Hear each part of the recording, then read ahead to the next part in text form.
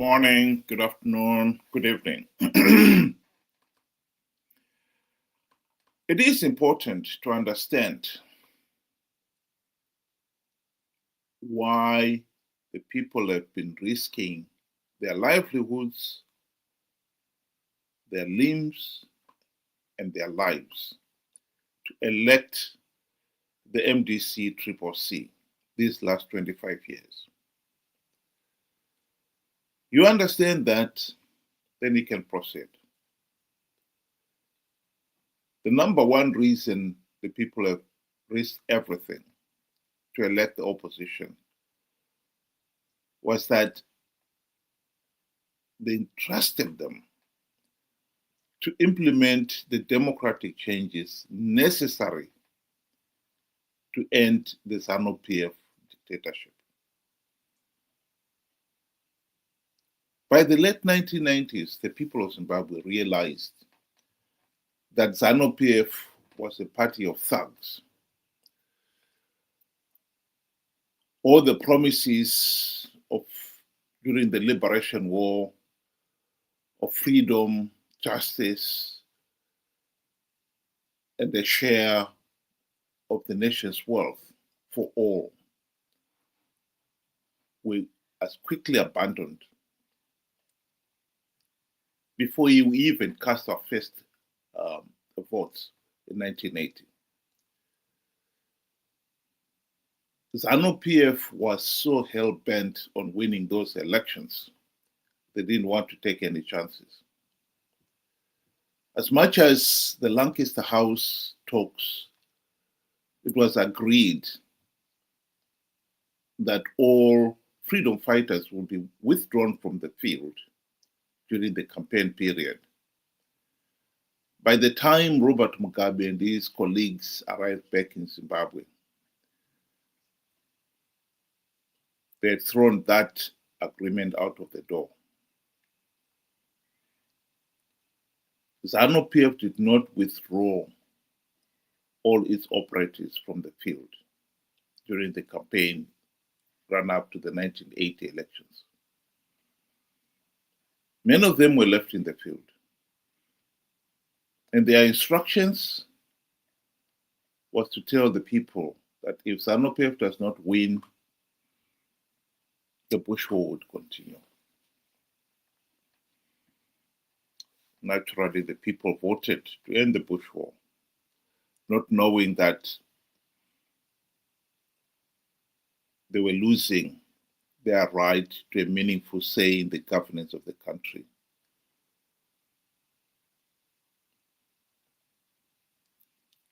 Indeed, those who believe that voting for ZANU-PF will end the fighting were disillusioned only 3 years later, as Mugabe and his cronies launched the now infamous Gukurahundi. The primary purpose of Gukurahundi was to force the only other political party that posed a serious challenge to ZANU-PF's enjoyment of absolute power, i.e. PF SAPO, led by the late Dr. Joshua Nkomo. Gukurahundi was to force Joshua Nkomo and his colleagues to give up SAPO and join ZANU-PF, which they eventually did in 1987, when over 20,000 innocent civilians, mostly supporters of SAPO, have been murdered in cold blood. When they signed the 1987 Unity Accord, that paved the way for ZANU-PF to impose the de facto one-party state that has survived to this day.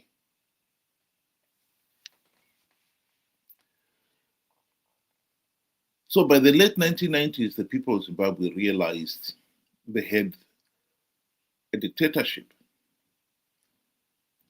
And either they go back to the war to fight it, or they elect an opposition whose primary purpose would be to implement the democratic reforms. And I believe they made the right decision. Let's elect an opposition whose primary purpose would be to implement the democratic reforms. Morgan Tsvangirai launched his party on the promise in 1990, on the promise that they will implement the democratic changes the nation was crying for.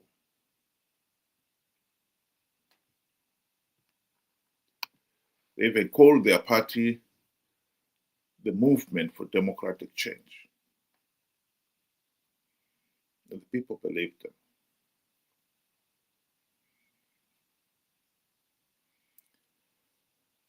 It's now been 25 years. As we know, ZANU-PF has continued rigging the elections. Emmerson Mnangagwa blatantly rigged the 2023 elections because the MDC had failed to implement even one token reform in 25 years, including the 5 years in the GNU when they had the golden opportunity to do so.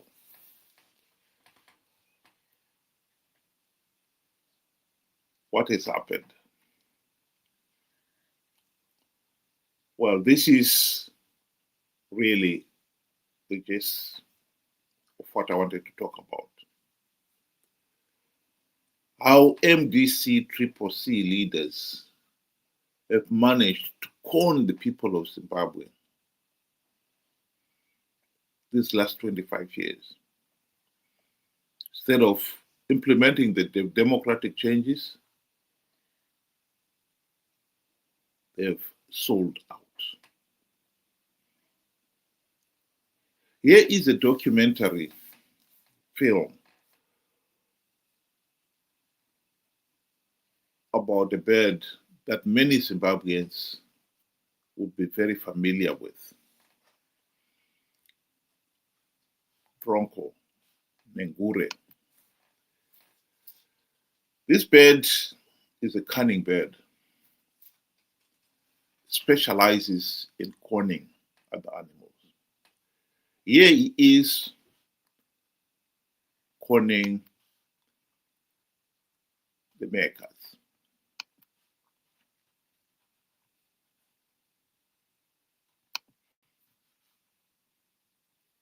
The Drongo is the Kalarahi's greatest trickster.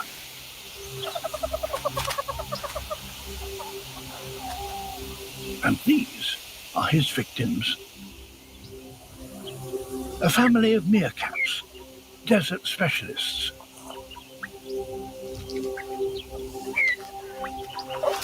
After warming up in the morning sun, the meerkats begin their search for breakfast. The Drongo can now begin his tricks. But he must first win the confidence of his victims.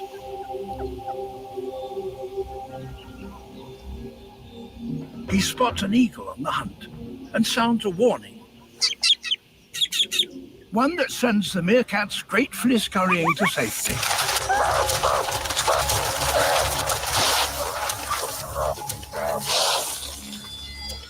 Danger over.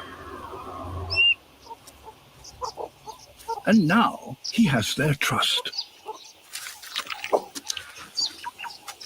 He sounds another warning.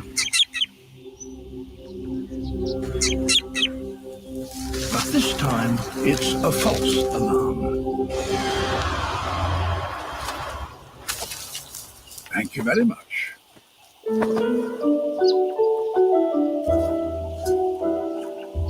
The meerkats fell for it.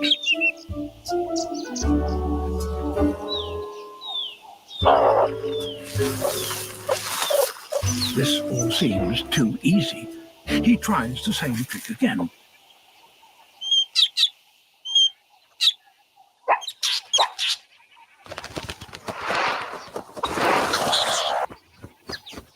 But the meerkats aren't stupid. They'll only fall for it once.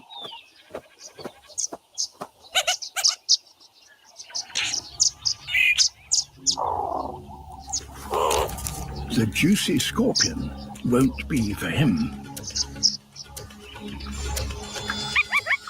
Then, suddenly, the sound of a sentry's warning. No meerkat can ignore that. Sentries never lie. But the sentry sees no danger. Guess who?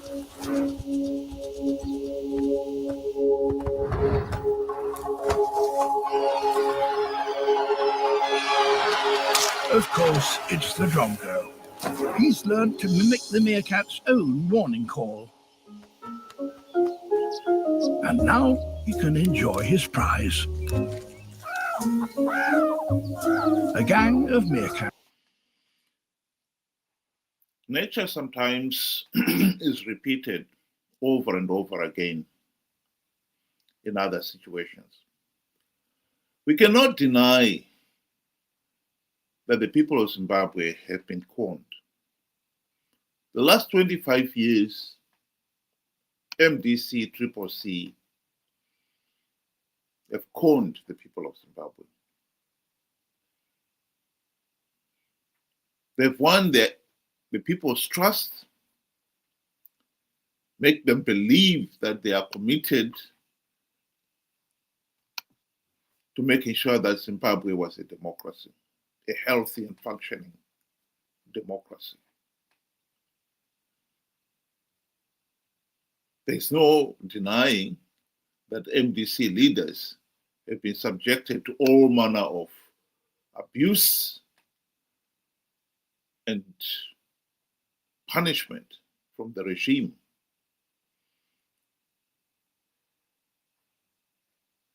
Here is a picture of Morgan Tsvangirai after he was attacked in 2007.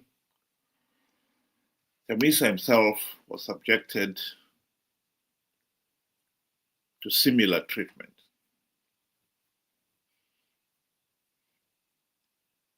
And no doubt that has helped these MDC leaders to earn the trust of the people of Zimbabwe. But let's go back to what MDC CCC were elected to do. They were elected to implement the democratic changes to end this ZANU-PF dictatorship. They failed to implement even one token reform, even during the GNU when they had golden opportunity to do so. That is the crux of the matter.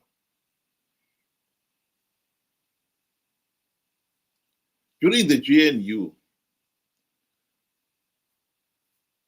some of the ZANU-PF cronies were asked, why is MDC leaders not implementing any reforms? And they even boasted about it.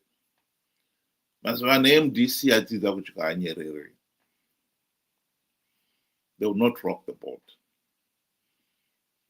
And it's true. MDC leaders had the golden opportunity to implement the reforms. They failed to do so. That is the political reality that no Zimbabwean can honestly run away from or deny.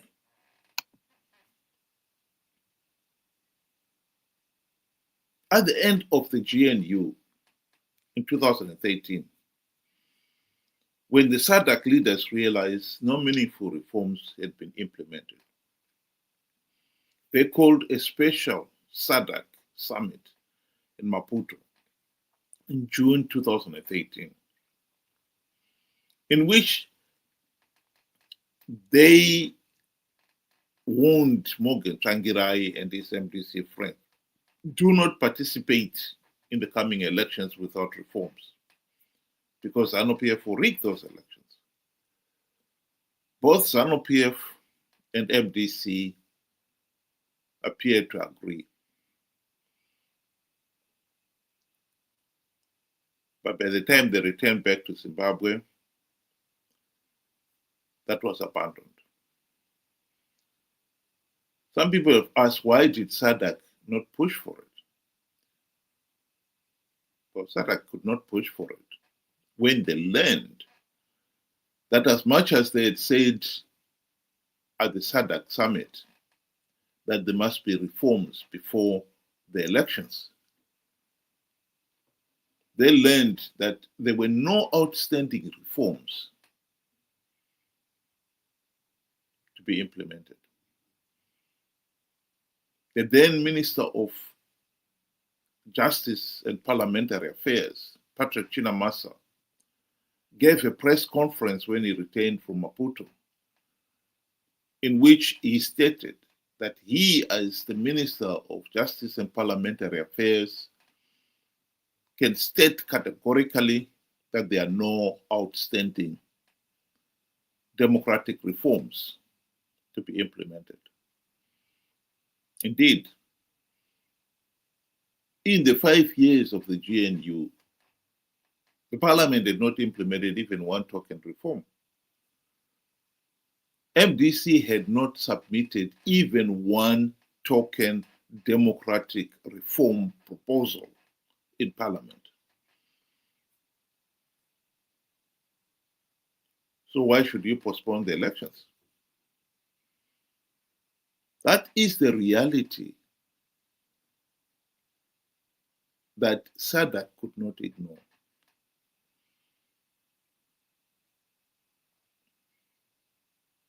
So they could not push for reforms before elections when there are no outstanding reforms to be implemented.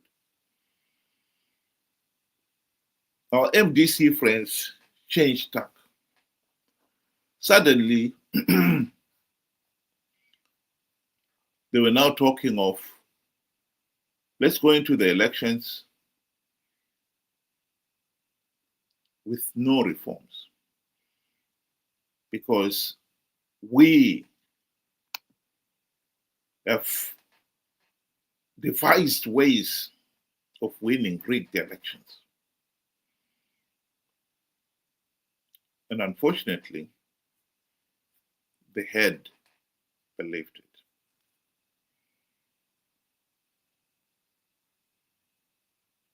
They participated in the 2013 elections on the basis that MDC would win those elections even without reforms. This was repeated in 2018 and 2023. The same lie that Nhengure gave the makers. At least the makers learned, but not so with the Zimbabwean populace. Here is a video clip of Nelson Chamisa lying about the 2023 elections. Makorokoto Zimbabwe nokuti hakuna munhu anomira kana denga raronga plan.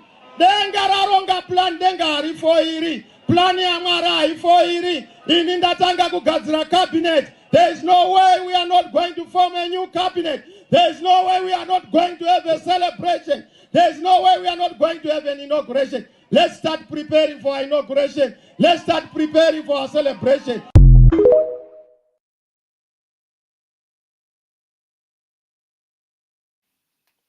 Guess what? The people believed him. They participated in those flawed elections,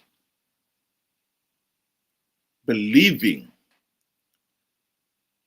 that Triple C was going to win those elections. Of course, Chamisa was lying. Here is the one occasion when Chamisa was actually taken to task about his lies.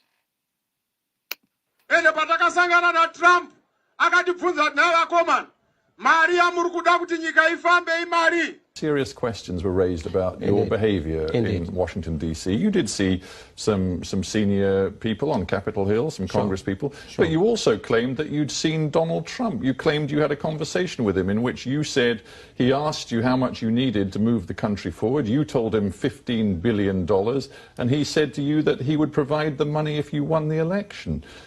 That was not true, was it? Sangana na Trump akatibvunza nawe conman mari yamuri kuda kuti nyika ifambe imari. It was not true that you'd seen Donald Trump and that Donald Trump indicated to you that he would provide, if you won the election, but $15 billion. All those statements were said by other people, not what I said. Kasangana na Trump akatibvunza nawe conman mari yamuri kuda kuti nyika ifambe imari. Well, no, because there is a video which shows you at a rally in January back home in Zimbabwe saying that Donald Trump had pretty much promised you $15 billion. To be clear, because some people in Zimbabwe are still confused, you're now telling me you did not meet Donald Trump. We did not.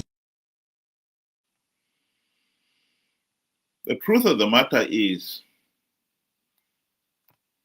Nelson Chamisa and his colleagues have been conning the people of Zimbabwe these last 25 years. They've been telling them at the beginning that they will implement the democratic reforms. They were the party, the movement for democratic change. They failed to implement even one reform. And by the GNU, they'd abandoned that for their next trick. They were telling people they would win rigged elections. And this is the theme that they have maintained to this day. The tragedy is the people of Zimbabwe were naive enough to believe these lies. And this is why we are where we are today. 25 years later, and we're still being conned into believing idiotic lies.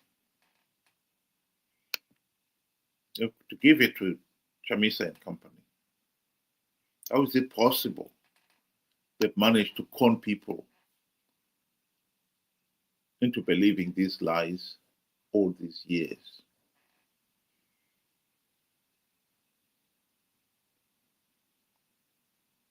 You can con some people some of the times, con all the people some of the times, but you cannot con all the people all the time. At least I thought so until now. And at the Chamisa Chete brigade, Nelson Chamisa and company have been able to con them these last 25 years and counting. He conned them to participate in 2028. That was a lie. He had not plugged the vote-rigging loopholes. That's why ZANU-PF was able to blatantly rig those elections. But guess what? The majority of his followers, the Chamisa Chete brigade, are refusing to accept that they were conned. And this only means come 2028, it'll be a day's work for him to con them to participate in the 2028 elections.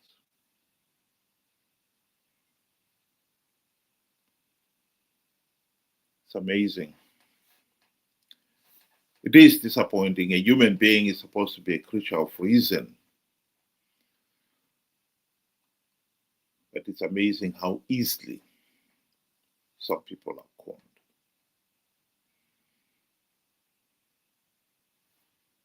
Thank you very much. Have a good afternoon.